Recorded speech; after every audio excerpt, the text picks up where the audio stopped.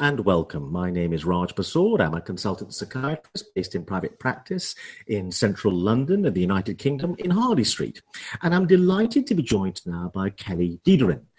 Kelly is a neuroscience researcher based at the University of Cambridge, and she has just published with a team of co-authors in the prestigious academic journal Psychological Medicine a fascinating paper.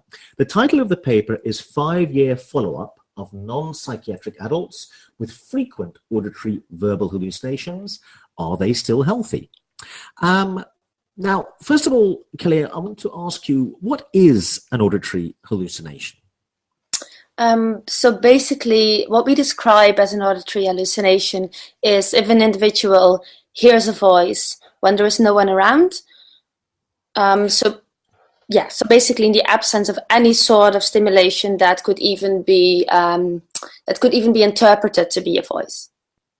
I thought the quality of this experience is that for many people, it sounds like a real voice, so real that they turn around and look for who's speaking or even engage in a conversation. So isn't there a sense in which the reality of it is also important? Yes, that's an excellent point. In general, the first time people hear a voice, they actually think there's someone around. They turn around, there's no one there, or they think they hear the neighbors through the walls, but the neighbors aren't even at home, and they're completely confused when it turns out that there was no one there. I think that after time this can change a bit and can maybe become a bit less similar to a real voice, but overall it's very, very similar. And the experience is so real that people refuse to accept that it can't be happening very often. So, for example, as a psychiatrist, I've had patients who are convinced, obviously, that they're hearing voices and they think it must be the neighbors talking.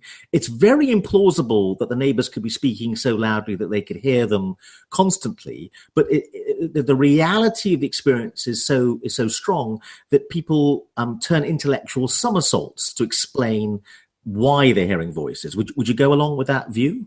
Absolutely. And to some extent, I can also imagine it, because if you have such a strong sensory experience, it would be very unlikely that you're basically not actually experiencing that there's not really a person standing next to you. So I could imagine I would do the same thing, to be honest.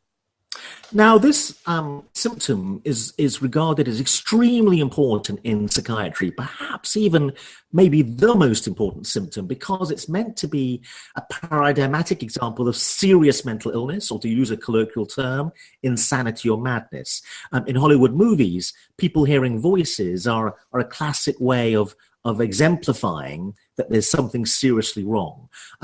Would you go along with that view that this is not an innocuous symptom, but could be a very serious symptom? Yes, I definitely agree with that. Although there are many other symptoms that are, of course, very severe and can impact on daily life functioning a lot, this is one of the symptoms that people report to experience most distress because of. And I think often it is a combination of, like you said, the reality of it, the fact that it seems so real, but there's no one there. But also the fact that the voices often say very negative things. So they tell people to commit suicide, which is one of the worst things, or that others are looking at them. And if you hear this all day long, it's very easy to imagine how this can have a massive effect on your life. Could you say a little bit more, because you've been, I think, talking to people who hear voices, about what they report, the kind of experiences that they report, what it's like for them? So we hear a lot of different things. Quite a few of the things people hear have a bit of a religious content. So they feel like they're close to God, or that angels are speaking to them. Sometimes actually telling them what to do. What also happens is that people say they hear demons, and that these demons tell them, for instance, to create a fire in the library. On the other hand, we also hear very often that people report hearing individuals that are deceased. So they hear, for instance, their deceased father or mother who tells them how they are doing in the afterlife, or commenting on whether they are living their life in a meaningful way. And often it's also about strangers in the environment. So, for instance, a person is walking on the street, and then their voices are saying, "These people are looking at you. You are odd. You better remove yourself from that scene, or something bad will happen." Things like that. Now, you've been talking to people who hear voices, and obviously it can be a very frightening experience for the person experiencing it. But I think that the lay public would regard it as quite frightening to talk to someone who hears voices. And often the lay public want to run away from people who have a serious mental illness. Mm-hmm. What was it like for you? Did you find it disturbing or frightening? Did you feel threatened when talking to people who were hearing voices? No, not at all. I actually think it's very interesting, of course, if people tell you about their experiences. And if they are indeed negative, you, of course, feel for them a lot. But in general, I think most people who have heard voices for a while can separate the voices very well from the person they're actually having a conversation with. So while at first that might not be the case, and while at first they might turn around and try to figure out who's talking to them, after a while they seem to be able to separate this very, very well. So they know that they're talking to you. Although So you didn't feel threatened when you were talking to people who heard voices? No, not at all. I did have some situations where people I talked to actually mentioned to me, the voice is now telling me things about you. And sometimes people even went as far as to say, is it correct that you used to live there and there? Or is it correct that you own, for instance, a red car? Things like that. And that made it... That was quite an interesting experience, so to say. But I've never at all felt threatened. I've just felt very happy that people were willing to share their experiences with us. Now, there is some controversy as to the significance of hearing voices. I thought there was a lot of epidemiological data, surveys of the public that discovers that, in fact, quite a large number of people hear voices, not on an irregular basis, but often quite a regular basis, who never end up seeing a psychiatrist. So there's some controversy as to whether this should even be regarded as a psychiatric symptom. Would you go along with that view? Absolutely. I think that in many formulations, of course, of manuals that determine whether people should get a certain diagnosis or receive treatment, it depends on whether they are suffering. I think in general, almost everything that we conceive as of a psychiatric symptom can be seen as something that lies on a sort of continuum with reality. And of course, you could say it's kind of on and off hearing a voice, but how much you're suffering from it or whether you're suffering at all can be seen on a continuum. So if you're not suffering from it, then of course there's no reason to seek out help. And there are even people, and quite a lot that we've talked to, that are actually quite happy with this experience. Yeah. So your own view would be that this should not be regarded as a medical illness or a medical diagnosis that requires medical intervention just if people hear voices. It's if they hear voices and it's causing them a problem. It's leading to suffering in some way. Yes. So in a way, that is kind of the question, the very important question that your recent study, this 5-year follow-up of non-psychotic adults, with frequent auditory verbal hallucinations. I mean, what happens to them? That study was an attempt to answer this point. In other words, if you follow people up who are hearing voices, do they develop a mental illness or do they carry on being fine? So let's just start off with, what was the basic methodology of your study? How did you conduct the study? So what we did is years ago, we included quite a large group of individuals that had been hearing voices for quite a number of years. But in the absence of any distress or any medication use, any intervention, etc. And at that time, we asked them to come to the hospital in Utrecht where we were working. And we conducted a lot of interviews, all sorts of measures to, first of all, to ensure that they were indeed not suffering. And second of all, to link it to all sorts of brain correlates, a family history of psychosis, etc. So, of course, after that, we had quite a large group, and we wanted to know whether any changes had occurred in either the voices or in their mental state, so to say, to see if they had developed the need for healthcare. So we decided to contact them again, but this time using telephone interviews. And the main reason for that was that quite a few people had moved away, and it was quite an effort for them to come in. So we hope to gain as much respondents as possible by phoning them up, basically. So what were the results? What did you find? So we found that whereas there were barely any people that had developed a psychotic disorder, which is maybe somewhat surprising because people automatically associate hallucinations with psychosis, we saw that only 5 individuals had developed such a disorder. However, we found that quite a large group of individuals, or at least a larger group than in our control group, had developed what we called a general need for mental health care.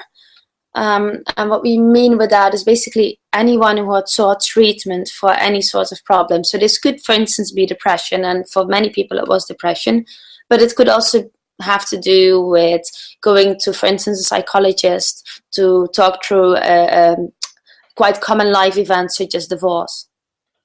So what proportion of the original group had developed a psychotic illness? That was only around 4.9%. Okay. And what proportion had developed a need for mental health services in general? That was, roughly speaking, that was much more. That it was around 40%. And how would that have compared with the control group, if you had a control group? In other words, I mean, maybe 40% of normal people develop a need for psychiatric help over 5 years. Yes. So in the healthy group, this was only around 12%. Right. Okay. So what's your theory about what's going on here, about why people who hear voices seem to end up, certainly a significant proportion of them, needing some kind of mental health care, as opposed to going frankly psychotic? That's an excellent question. And to be honest, I don't know the answer to this. I do know that it's fairly common that symptoms that have been associated with psychosis don't always lead to development of psychosis, but are much more related to other symptoms, so that, like depression and anxiety. One thing I could imagine for this finding is that one of variables that we measured, which is how much baseline distress people experienced surrounding their voices, that was the only variable that predicted to some extent how likely people were to have a need for mental health care. So I would imagine that if you have any distress due to the voices, this distress in the long run, like any other sort of distress one might experience, might make it more likely that you get depressed because of the symptoms, even though you might not get a lot of other symptoms that we commonly associate with psychosis. And indeed, depression was the most common symptom experienced by these individuals after the 5 years if they developed the need for healthcare. So I imagine there's 2 main possible theories here. One is that the underlying pathology, which is an underlying unstable mental health state, leads to hearing voices, and that in itself also leads to the need for mental health care in the future. Or the other main possible theory is that you're okay, generally speaking, in terms of your general mental health, then the symptom turns up of hearing voices, and that begins to distress you. So it's a bit like having noisy neighbors. If you live next door to noisy neighbors, maybe that would, if I can speak euphemistically, drive you mad. Which do you agree that those are the 2 main theories, and which one are you going to go for? I absolutely agree with that, and I would imagine there is a bit to both. We do know that from a lot of studies that one thing that has been associated a lot with hallucinations is the experience of childhood trauma. So both in patients who are psychotic and have hallucinations, but also in this group that we studied, we saw that the childhood trauma is much more common in these individuals. So I would imagine that they might already be vulnerable, more vulnerable, like you suggest, for any sort of mental health symptom before they start hearing the voices. So I imagine that is one explanation. However, I could also imagine that in addition to that, there might be an effect of having chronic hallucinations that might thus impact your mood, especially if the voices are giving you very negative messages about your daily life appearance or about other people talking about you, etc. So, in a way, what's really interesting about your study is that it kind of tells psychiatrists, if you meet someone who says they're hearing voices and there's nothing else wrong with them, at one level, there's a pretty good chance that you could leave them alone and nothing terrible is going to happen. But on the other hand, it's not an insignificant symptom. It may be wise to follow them up in some way because a significant proportion of them do develop problems. Yes, I think that would absolutely be a great idea. And there have also been efforts to identify individuals with either full-blown symptoms without distress or individuals who have what we call subclinical symptoms, which are slightly less severe than the full-blown clinical symptoms, and to follow them up and to just basically keep following them every so many years to see how they are doing and if they need help. So I'm going to ask you a very difficult question now. If a lay member of the public has a friend or a relative who suddenly announces that they hear voices, is there anything that lay member of the public should ask or inquire about that would give them a clue that this is actually a symptom that might lead to trouble later on, even if the person seems completely okay? It's just that they hear voices. Is there something, given your research, that would ring alarm bells that this is something that's likely to lead to problems in the future? I would probably suggest that they ask whether the content of the voices is either positive or negative, or whether it's neutral. So, for instance, if a voice keeps telling you to perhaps harm yourself or that others have it in for you, that would be a very good reason, I think, to seek help. Another reason might be if the voices, if you don't have any control over them. So one thing that we saw with the group of healthy individuals who hear voices is that they can quite often tell the voices to leave them alone when they don't want them around, or can even ask them to come out and talk to them. So I think a lack of control, so they're interfering, they're talking to you all the time, and even if you don't want them to, I think that would be a very good point as well. And perhaps the third thing might be if they really tell you what to do, to take certain actions, and you feel you have no control to not execute those actions. Again, I want to ask you a very difficult question.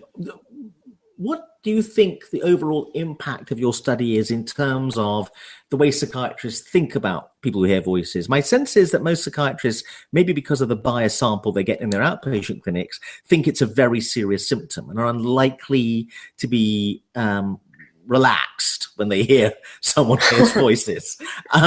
Whereas I think if your study suggests to them they can actually afford to be a little bit more relaxed than they may be at the moment. Yes, I imagine the same thing, and seeing what I hope, at least, I don't know if there will be an impact, but what I hope is that the combination of our study and some other studies also perhaps help psychiatrists to ask a few more detailed questions about the sort of voices people are hearing, how they interact with the voices, and whether they would want to get rid of them. So, in fact, the issue isn't that you hear voices, it's a whole set of other things. What the voices are saying to you, the impact on you, level of control you have over them, whether you obey the voices. That's the stuff that's really important. That's what I would ask, yes. But of course, the most important is whether they actually are suffering from the voices. And often people can tell you that straight away, even without tapping into all these specific subdomains of the voices, so to say. So one of the issues now appears to be, can you control the voices? Now, this leads on to the other neuroscience research that you've been doing. You've done an amazing amount of neuroscience research on auditory hallucinations. First of all, just give us a general sense of what you've been doing and what your findings have been. So basically what I've been doing is, in the first step, is to see what happens in our brain when people hallucinate. And we did it in a very simple way by just asking individuals to squeeze a balloon whenever they heard a voice. And what we saw is what you quite expect, is that you see largely an engagement of language areas, which is very, very similar to the areas we see lighting up in the brain, so to say, at the moment that we actually hear speech. In addition to that, we have done quite a few studies in which we compare certain subtle alterations in the brain that we've seen in patients who hear hallucinations, to see if we also can find those in individuals that hear voices. And a few of them, like for instance, a change in the balance of the left and right hemisphere and how we process language, does occur in patients with voices, but not in healthy individuals. So we can kind of maybe take that explanation away for why the voices occur. However, we have found a lot of similarities between patients and healthy individuals with voices, such as an alteration in the anatomy of the brain and reduced brain structure, and reduced brain volume or thickness, so to say. We have also seen that connections between language areas in our brain are somewhat altered in individuals who hear voices, and also the way these areas communicate together are somewhat altered in these individuals, suggesting that one of the networks that is important might indeed be the language network. However, a lot of the changes are far more widespread, suggesting that the changes that underlie the symptom are much more complicated than we would at first instance imagine. So people have been finding structural changes in the brain and functional changes in the brain. Yes, that's could you say something about those two differences in terms of what they've been finding? So I think a difference between these studies is that in the structural studies, people basically look at the whole brain at once, at all areas, whereas in the functional studies, we have focused on certain tasks that will engage our brain. So what we found in the structural studies is that there was a widespread change throughout the brain in cortical thickness. And we didn't find such widespread changes in our so-called functional studies. However, that might be because we often focused on an aspect, for instance, like language. And it seemed in these functional studies, though, that it wasn't just language that was affected, but also certain areas that are involved with memory. We saw some different activations there. And there's a very old idea, which is that what's happening when people hear voices is that they're basically having thoughts, but they're making a mistake. They're misattributing thoughts to an auditory experience. So are you backing that theory from your work? I can't directly back to some extent. So I think that the change in connectivity we see between certain language areas, especially those that are involved in producing and hearing speech, might suggest that it's indeed a misattribution. And I think how it's commonly phrased nowadays is that, which I believe might be a very good explanation, is that normally when you form language, you predict that language to happen, and therefore you send a signal to the areas of your brain that are used to receive language and tell them, I made this, I did this, and so therefore you don't have to respond. And it could be that signal is not sent properly in individuals who hear voices, and therefore they experience it as a foreign voice. And that would indeed line up with our findings of different connectivity, different collaboration between different language areas in the brain. It's so also that's really fascinating. So in other words, what happens is there's a part of the brain that generates a thought, and then it has to send a signal to another part of the brain to explain that agency, i.e. that I created the thought. And if that bit is missing, you experience the thought, but don't realize it originated from yourself. Is that kind of roughly what you're saying? Yes, that's what I meant. But isn't that really interesting that you even have to have a signal that goes to somewhere else in the brain to indicate that the thought came from yourself? You would have thought that it might be self-evident the thought came from yourself. But then again, of course, this is pretty mysterious. This sense of agency, this sense of will, where that lies in the brain. Yes, I definitely agree with that. However, I think what does make it much more likely is that in the last few years, the brain has become viewed more and more as sort of a predictive machine. meaning that that what our brain is doing all the time is predicting what will happen. And of course, if you want to predict what will happen, you will need to know what has happened before, but you will also need to know what you yourself are doing, so that you can act on it, so that you can respond to it a certain way. So I think it fits in very well with the general idea that we're constantly predicting what will happen, that we're monitoring what's actually happened, and we might maybe change our ideas about the world, or our ideas about an event. And if those predictions go wrong, which could be a prediction about whether you yourself formed the speech, then that might lead to all sorts of symptoms. And there's also quite some new evidence that indeed in individuals who hallucinate, that these predictions are not correctly formed. I think the whole idea of the brain as a predictive machine is a fascinating one. But however, the problem with it is you can formulate practically any mental illness as a failure of prediction. Depressed people are making predictions about rewards in their environment, and then the predictions are turning out to be wrong. Anxious people are making predictions about bad things that are going to happen, etc., etc. There's a sense in which it's quite a powerful idea, but it could underlie the whole of mental illness, the brain malfunctioning as a prediction machine. I don't know whether you'd agree with that. I absolutely agree with that. And I think that of course these theories, they need some detailing. And I think a lot of people, that this is also something that a lot of people identify and are working on, that perhaps for different domains, for different cognitive domains in the brain, this whole predictive process might work slightly differently. And so it might still be that different aspects of the brain are affected, or different cognitive streams, so to say. And that in the case of an hallucination, it might still be a language system. But that the whole, I predicted that I was forming the speech, kind of tags into that, so to say, even though that's a somewhat older idea. So one last question, and again, a very difficult question, perhaps an unfair question. What do you think are the pointers towards treatment that are arising out of this kind of work, in terms of, for example, maybe psychological treatments that might help people deal with the hallucinations, or even learn to control them?